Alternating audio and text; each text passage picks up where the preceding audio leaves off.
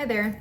I've never made a YouTube video before, so I have like literally no idea what I'm doing. But I used to work at Apple, and if you want to work at Apple too, then keep watching. So I'll preface by saying Apple is one of the best jobs I've ever had. They take great care of their employees, the benefits are great. I worked in an Apple store, so retail. Usually retail is hard because customers can be a pain, as you know. Apple just fosters a very specific and comforting environment, and I literally never had to deal with angry customers. I'll start by saying Apple is looking for people that have really big personalities and are very approachable. Something that I always got so much credit for was being the first face at the door. I was always greeting customers at the door. As soon as they walked in, I was the first face that they would see. Obviously, they want their customers to feel welcome. Apple doesn't just want to sell their products and then let people get a move on with their life. They want you as an employee to make miniature relationships with the customers. These mini relationships just kind of ensure the customer is going to come back around, whether it's for a Today at Apple class or to trade in their phone,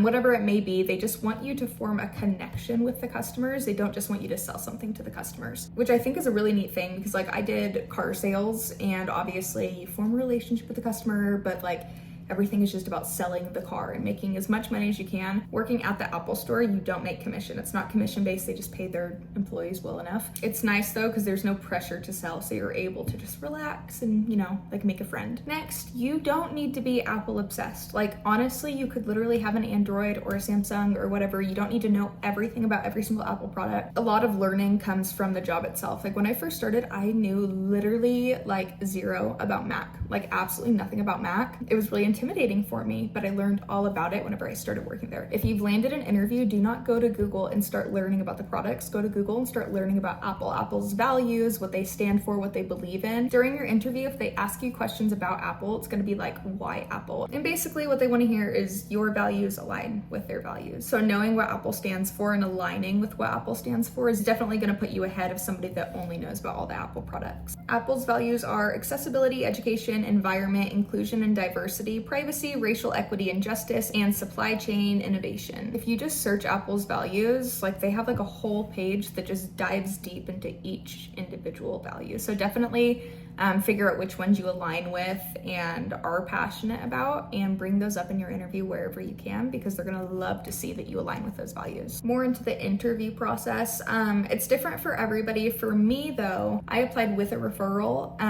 Having a referral is definitely something that's gonna give you a huge boost. I had originally applied back in 2022 with a referral, and then I had one phone interview and I literally ghosted them. Fast forward to 2024, I reapplied and I was able to get a phone interview. The phone interview was very casual. It was really laid back. It was kind of just a get to know you type of phone call. This is where they're gonna ask all their basic questions, and they're definitely gonna ask why Apple. It wouldn't hurt to mention your admiration for Apple's innovation, things like that. Not oh, it's a huge tech company and it's so cool, blah, blah, blah. Not things like that.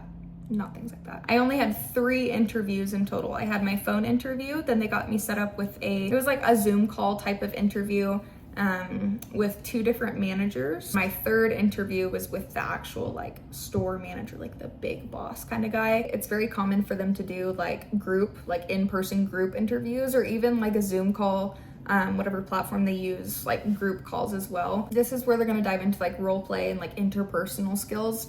During the role play, if it's sell this person an Apple Watch or whatever, they aren't necessarily looking to see everything you know about the Apple Watch. They're looking at your skill, how you're going to act with a customer, your personality. They just want to see you kind of wing that. They aren't focused on you knowing every single feature about the watch you're selling, because that's something that you can learn along the way. They are focusing on you. They want to know who you are. They don't want to know what you know. They want to know who you are, what you're going to offer to their customers. Now, during the interview, some types of questions they'll ask. Obviously, there's the why Apple. They might mention that again. Apple interviews are literally a test. They're very tricky, and they're very specific. They ask things in a very specific way. Be very careful with your answers, because your answers are going to say a lot about you, and that's why they ask kind of tricky questions like that. I would look into how to appropriately answer. What's something you would change about yourself?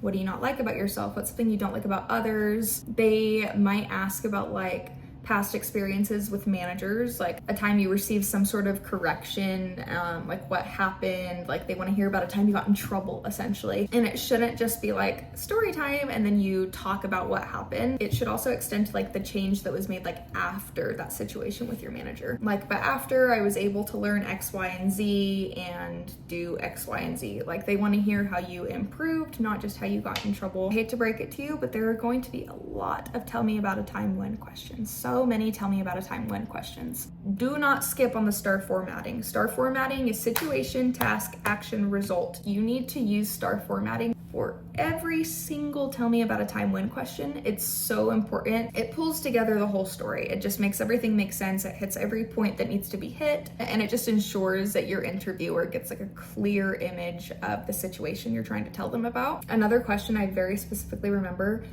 they asked me what my favorite Apple product was and how it improves my like day-to-day. I said Apple Watch, and I just mentioned like keeping track of my heart rate.